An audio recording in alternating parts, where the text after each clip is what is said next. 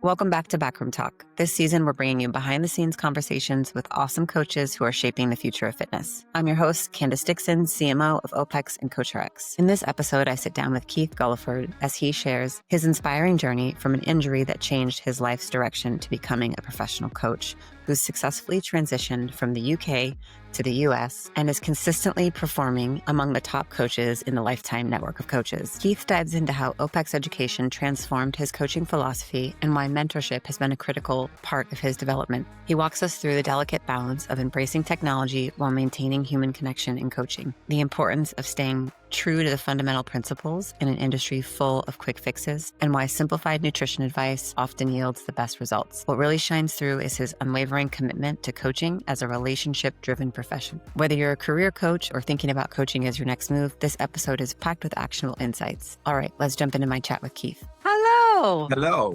How you doing? I'm doing well. How was your day? Everything is good. I've had a long session today, so I've been in for about 8 hours back to back, which is always a good day. So yeah, life is good. I'm very happy. Amazing. Well, thank you for joining me. Would you mind just opening us up with a little bit about your background story on how you got started with fitness in general, and then also how that led you to becoming a coach? So born and raised in England, grew up playing soccer, squash, cricket, rugby, whatever I could play, I wanted to be part of. Um, and not to great standards by any means, but really enjoyed sport, and during a soccer match on a Saturday afternoon, snapped an ACL in my right knee and underwent the surgery and obviously the PT that followed that, and realized that if you apply the right things and do the right things, your body adapts and gets stronger. And really that was the seed that was planted for me to think about a career change. I was a printer from 16 years old and just played sports, obviously recreationally. But that was the beginning of like the thought process. Well, I'm kind of fascinated by how the body behaves when you apply the right stimulus. And then embarked on a 2-year diploma back in England. Um, did it part-time outside of working shift work as a printer, and really enjoyed the PT, the personal training side of things more than I did the actual job that I was employed to do. So emigrated to the US 15 years ago and decided that my printing days were over and I was going to, pursue basically a full-time personal training career. So I'm now in my 18th year. Um, and, obviously, getting started in the industry, especially in another country, was challenging. I'm a country boy, and coming to Chicago and the big city was a real change for me. But obviously, I knew that it was where I wanted to be, and it was what I wanted to do. So, got my head down and educated myself, and obviously, here I am, 18 years later. Things have obviously gone relatively well for me to stick at it. And honestly, Candice, it was the best decision, of my life. And it came about via an injury, which is crazy. And I know that my interest in sport was almost lifelong, but this side of things has really been a passion of mine for 18 years. And I've never really looked back. So in a nutshell, that's pretty much got me where I am today. I love the US. This is home now. I'm a citizen here, and I get to go home and see the family every couple of years, which is fantastic. So I'm in a really good place in life. I'm really happy. What made you pick Chicago as the place that you would land? I married some crazy American girl, and that was where she was from. So we had a young son together back in England, and she was really homesick. She really missed Chicago, and we went about making our plans to, for me to emigrate. And so we went through the process of a green card, and I had to find work when I got here. And then obviously, if you make it work, you want to stay. And I did. And 5 years ago, became a citizen. And this is home now.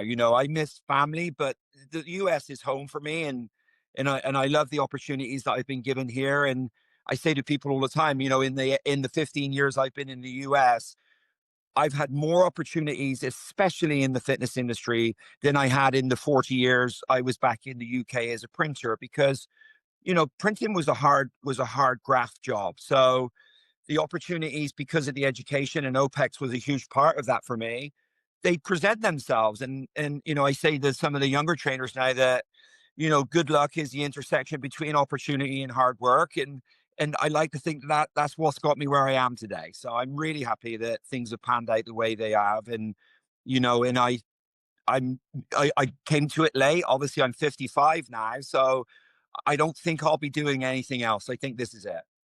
55 years young, 55 years young for sure. I making mean, 55 look good. thank you. And when my daughter gave me two grandchildren, I was like, "Oi, like I'm getting old." So I'm excited to go home in a couple of weeks to meet my granddaughter, and I want to be around long enough to see them grow up. So it's about staying healthy. Amazing. And how many children do you have now? I have two children. My daughter is 31. I have a grandson. He's 2.5, and I now have a granddaughter. She's 6 months. And you have a son also? Yes, I do. He's here in the US with me. His name is Jude. He's just about to turn 16, so he came later in life for me. But he's a blessing for sure, as is my daughter. So like I said, I'm excited to go home and meet my granddaughter for the first time, and obviously spend some time with the family. It's difficult, trying to do everything and be 4,000 miles away, but I make it work as often as I can. Yeah. Now I saw something, there was some special love going on with your son more recently on Instagram that I Yeah. saw. What's going on with him Well, my recently? son Jude is autistic, so he's on the spectrum. And as he's got older, I've really seen a change in his confidence.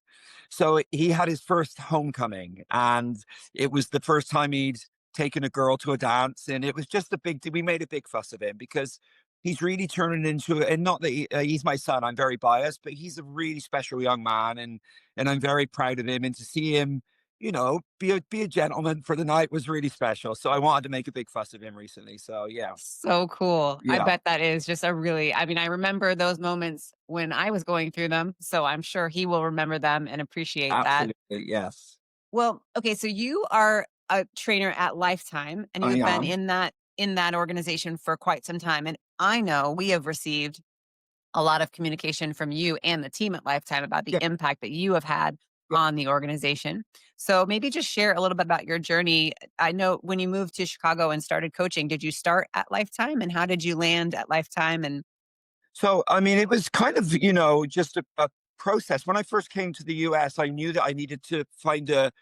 I didn't know enough people to be an independent trainer. So I knew that I needed to work for quote unquote Globo Gym, and I found the Fitness Formula Clubs, which is a big deal down in the center of Chicago. There's probably 12 or 13 of those gyms down there. And I was living in the burbs, and ultimately the traveling became a bear. And I was offered a position at Lifetime out in the west suburbs of Chicago, and loved it. And then, fast forward 10 years, I was offered a position at a location close to the lake, Northbrook. And I've been there 6.5 years now. So I've been with Lifetime for 10. And really they've given me the opportunity to grow within the company. And I've held various positions from assistant manager to team development manager, and I was invited to be on the education council. And Candice, what it was, I think, for me was that I wanted the rookies to honor this career and take it seriously. And going back 20 years ago, you asked the biggest guy in the gym what he did, but now I think things have changed. We've got young trainers coming in with master's degrees, and these are super smart kids coming through. So I think that you know, the, the perspective of being a personal trainer has become more professional. And I wanted the younger kids, and obviously I wanted to be, someone who represented what we do and what we try to do for people and be professional and have integrity and moral compass and so on and so forth. And I wanted to instill that in some of the younger trainers at Lifetime. So Lifetime's been an amazing organization for me, and they've given me many, many opportunities to grow within the company. And I love being on the floor. I love working with people and seeing them grow and celebrating, the small successes. And that's I don't see me doing anything else. Like I love this. And you say to people, if you love what you do, you never work a day in your life. And I can get on board with that. I never not want to go to the club. You know, it's important that when I do leave this earth, I've left some kind of impact on somebody, and that's good enough for me. I want to be able to do that. So, like I say, very fortunate. I love that. Now, with you, and obviously you've gone through CCP, you've been an Yep. OPEX coach for a long time. So you really think about individual design and coaching the whole person Yeah. outside of the gym hours. How have you navigated delivering like that kind of a service model with more of the the traditional kind of personal training approach? And have you been able to influence what you can do from a service delivery standpoint with Lifetime to kind of extend beyond the gym walls? Yes, I think that obviously that one of the biggest takeaways for me with CCP was the BLG component, because obviously the hour or two or three that they get to spend with you is fantastic, and you can have an impact obviously in the moment. But there's a lot of hours out there that they're kind of flying solo, and I wanted to be a partner in that and give them some guidance on the things that they could do to help them get to their goals. And I think the BLGs and having some structure of what that looks like with water intake, sunshine, sleep, obviously all those things, and be able to give clients guidance what they can do. They don't need me to be there with them for that, obviously, to give them some guidelines. Okay, well, this week we're just going to tick off your fluid intake and see what we can do with that, and then next week we'll tackle something else. So it's given me, I think the CCP has given me this kind of structure that I can deliver to a client that goes beyond, you know, map training, strength and conditioning, or whatever is taking place within the hour. So you leave them with a great workout and some guidance on where they're going to go with it when they're with you, but also guidance when they're not. Yeah, absolutely. What are there any trends that you're noticing over recent years that with clients coming in where they're consistently asking you questions about certain topics or Yeah. have more interest in or more inspired to train a certain way or just any Yeah. general trends with your client base? Well, I think that, I went through the whole CrossFit, I became a CrossFit coach, and I really embraced that model, some time ago. And things have changed now. High Rocks is obviously very, very in right now. But I know when we spoke briefly, I think that, I'm seeing things now in the club with regards to members coming in with GLP questions. And I'm not a clinician, and I don't, tend to give too much advice, but I think that it's becoming a big deal. And I'm skeptical about the long-term effects of GLPs. And obviously, if it was me, I want you to do it on your own and work hard and do all the right things. But I'm also, I have empathy for people that are really, really struggling. My only concern is where we are in 10 years. And I use the example, did you take GLPs? You may be entitled to compensation. That scares me. Um, so I don't know. I don't know what to say, and that's a major problem for me because I hate not knowing. But I don't know where this leads. I know that there's people that are on GLPs that their health is at risk, and I understand why they would want to do it. But I'm starting to see now more and more people that probably don't need to do it, that are doing it because it's a silver bullet and it's a quick fix. And as a strength and conditioning coach, it hurts my soul that that is the way that people are choosing to go, because the hard work is too much. Um, Out of the mix of or the volume of clients that are coming in, yeah, is it like a 1 in 5 or like what's the how I'm, frequently is this coming up as I want to do this? What do you think? Kind of a question. I mean, weekly. It's pretty regular, and maybe not just from my clients, from people that are just that I know. I've been with Lifetime. I know a lot of people there, and they feel comfortable talking to me about it. The downside is I don't know, and I really do hate not knowing.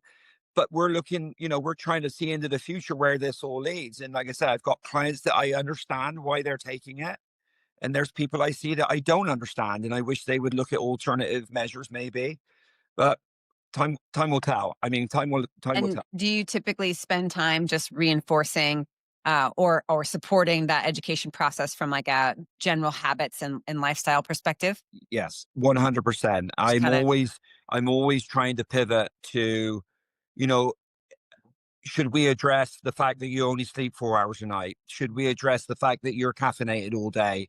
Should we address the fact that you sit on your phone all day? Like, the things that we have now to distract us from doing the right the right thing seems to be ever increasing. So I think as a fitness professional, it's going to be a battle that we have to, be at the tip of the spear, if you like, and try to educate these people that there are other ways, and try or and for those reinforce that. clients that have made the choice that that's what they are going to proceed with, Yeah, are you just helping them focus more on, all right, well, while you're here, let's focus on what we can do to support this decision. yeah, Obviously, you need to be thinking about, are you hitting target calories? Are your protein yeah, intake high? Are you hitting resistance training so that we're yeah. not, losing Losing muscle with muscle mass. a Yeah. significant calorie deficit and things like Yeah, that? absolutely. Because I see the clients that I have in my mind that initially lose an incredible amount of weight, and then we put them on. We use the InBody 570 at Lifetime,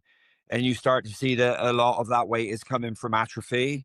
And that again, as a strength coach, that kind of hurts your soul a little bit. So you're reinforcing strength training, obviously nutrient intake, and making sure that they're I say to them, yes, great, but you're actually weaker as a human because of this. And is that the way you want to go? And the answer, if they're being honest, is no.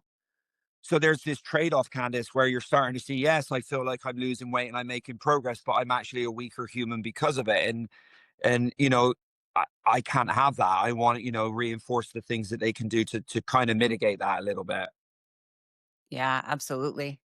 Well, I mean, they're lucky to have you thinking Thank about you. their holistic health Yeah. and steering them, because even if there are some changes, obviously those changes could revert if they don't Right. have the right behaviors in place, even after weight loss, right? We do see a lot of people go up and down. So as Yeah. long as you're in there trying to instill those core habits that they Yeah. can learn and master while they're going through this transition, so that when they stop, uh, they have those tools. Absolutely. Like I said, I think that there is a bunch of things that we can help them with to control. But ultimately, like I said, they see you for 1, 2, or maybe 3 hours a week. There's a lot of hours out there where, it takes some discipline and it takes a bit of willpower. And I get it. I really get it. And I want to be there for them 24/7. You can't, but you try to be there for them as some, the rock that they bang their head against kind of thing, and try and support them as much as you can. So I think that, like I say, we fight the good fight and keep going forward. How are you, you and the Lifetime Continuing Education Board thinking about educating the coaches to handle these kinds of questions that are coming their way? Well, I think it's starting to come up more and more.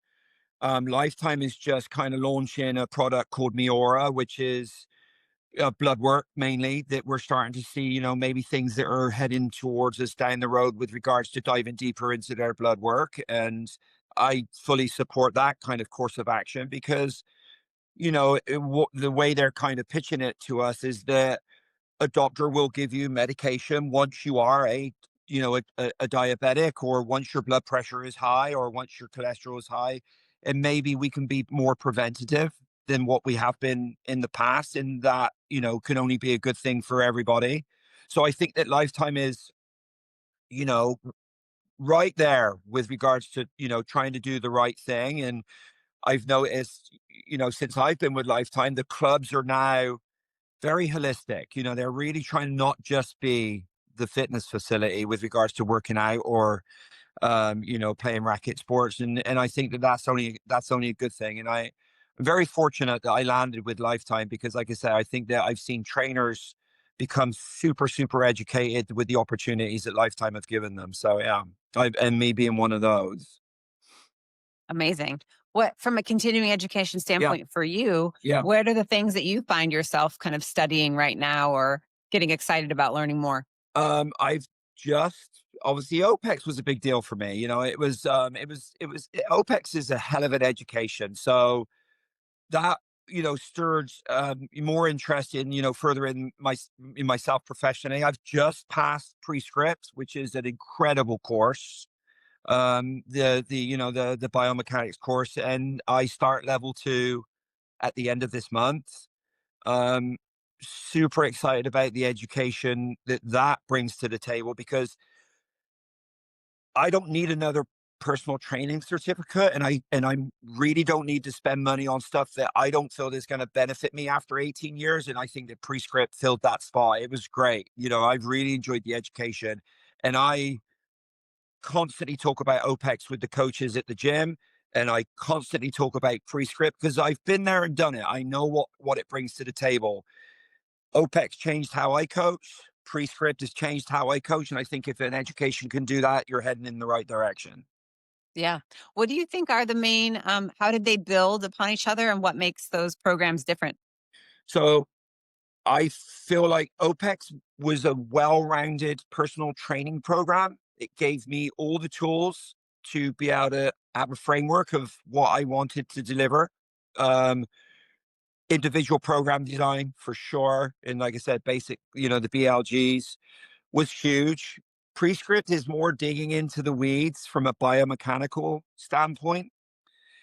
And I think that it opened my eyes to things that I thought I knew that aren't quite what I thought they were. And Prescript has really shown me, like, there's a lot to the human body that, I mean, I've been doing this 18 years. I'd like to think I know some stuff. And it made me very humble to know that I wasn't quite there yet. So I recommend, obviously, to anybody that I speak to going through CCP, and I piggyback that with Prescript, and I'm super excited about level 2, and it's going to really get, and it challenges you as well as a trainer not to sit still and to know that things change. And I think that the fitness industry is constantly evolving, and that is something I want to be part of, and that enables me to be a better coach for my clients and hopefully get results quicker. So I love that side of thing. Absolutely. I mean, Education is that's huge. so inspiring that, you've been doing this for as long as you have had the success that you've had, are constantly seeking new information and trying to stay at the top of your game, which Right. of course every industry does require, but not every person in every industry decides to behave that way. So I know that that is obviously, a foundational OPEX principle when we think Yeah. about like teach, learn, move, create. Yeah. It is a never ending journey to keep investing in learning and growing and developing. Absolutely, and I encourage all the guys at the gym. The education is the key. Knowledge is power, and you will only become a better person because of it. And I think that CCP has changed the game for me.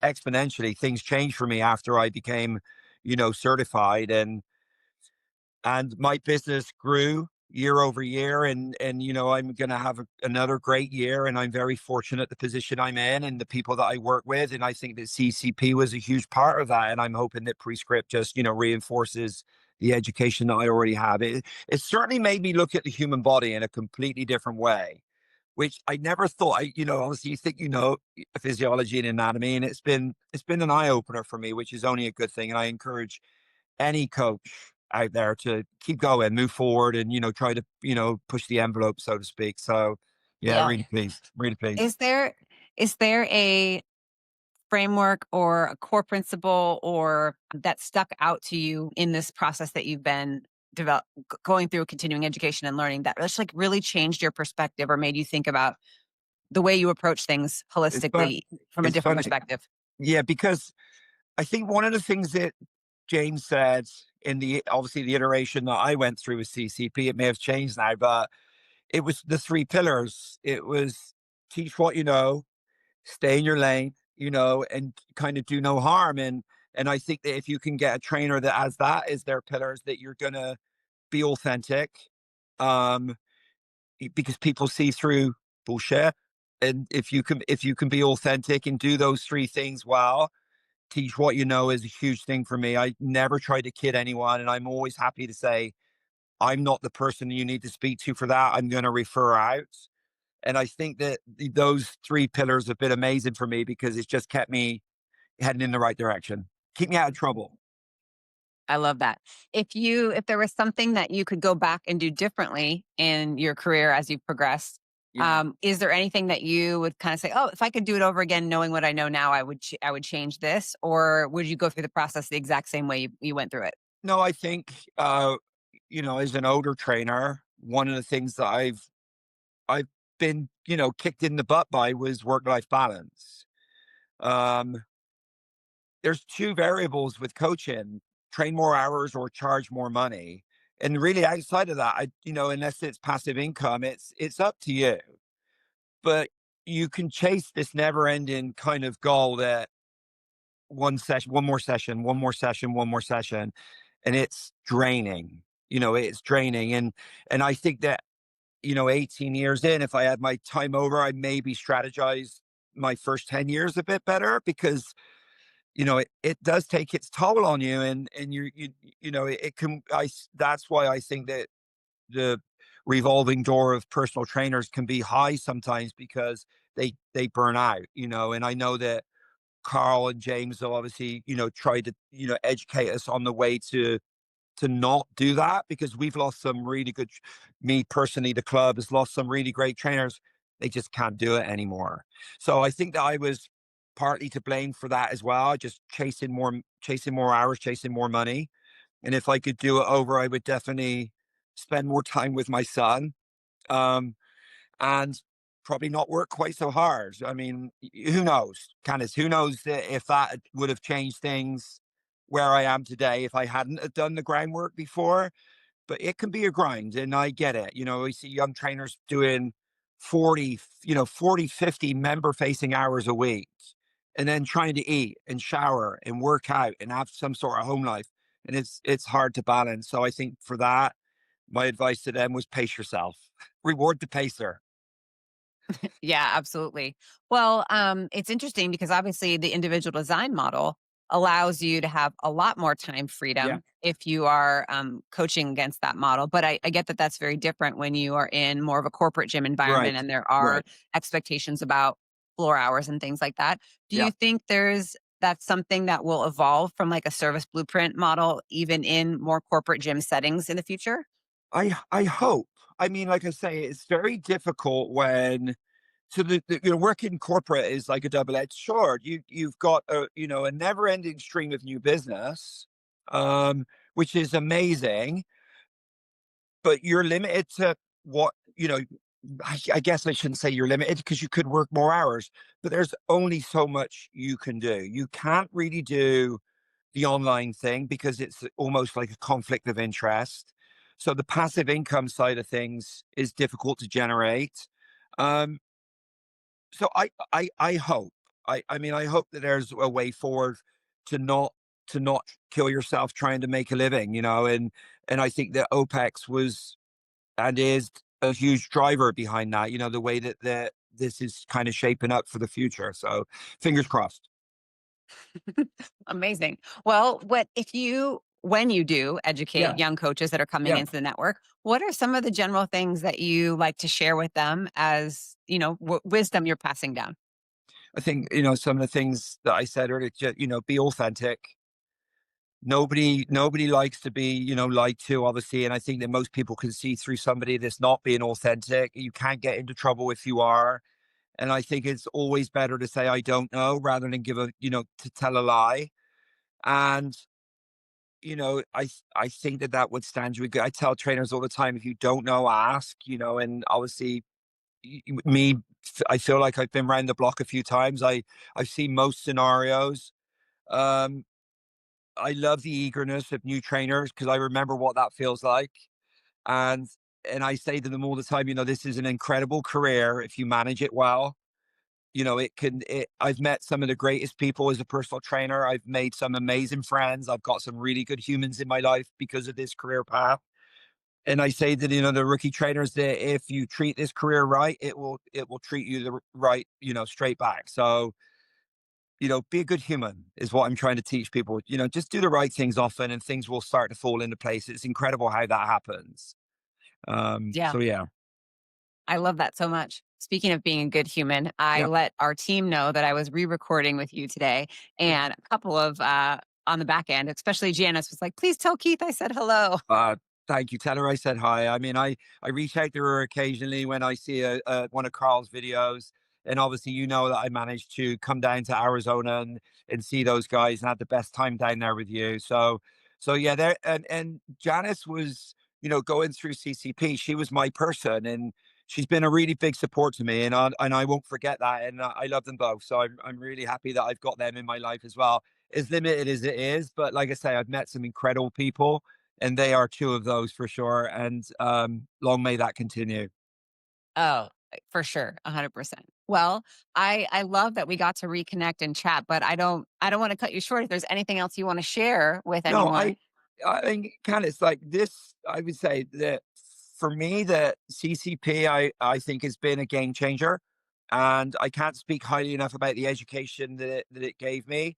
And I'm very grateful and thankful for having that opportunity. And as an ambassador, I'll continue to spread the good word because it's something I believe in, and I'm very passionate about CCP. I'm very passionate about being a professional, and if I can help a coach along the way, then I'm going to be, I'm going to be happy with that. So I appreciate you taking the time to record this again.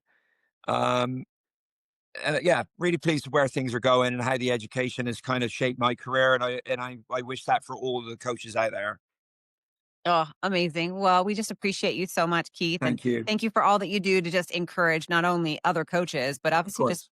representing what it truly means to be a professional coach in your everyday life as you interact with clients. I mean, like I was not kidding when we got emails, just, singing your praises, not only Awesome. from a professional standpoint and how much you contributed to the organization, but also the impact you're having on clients there. So just appreciate you and thank you for chatting with me today. I appreciate you too, Candice. Thank you so much for the opportunity.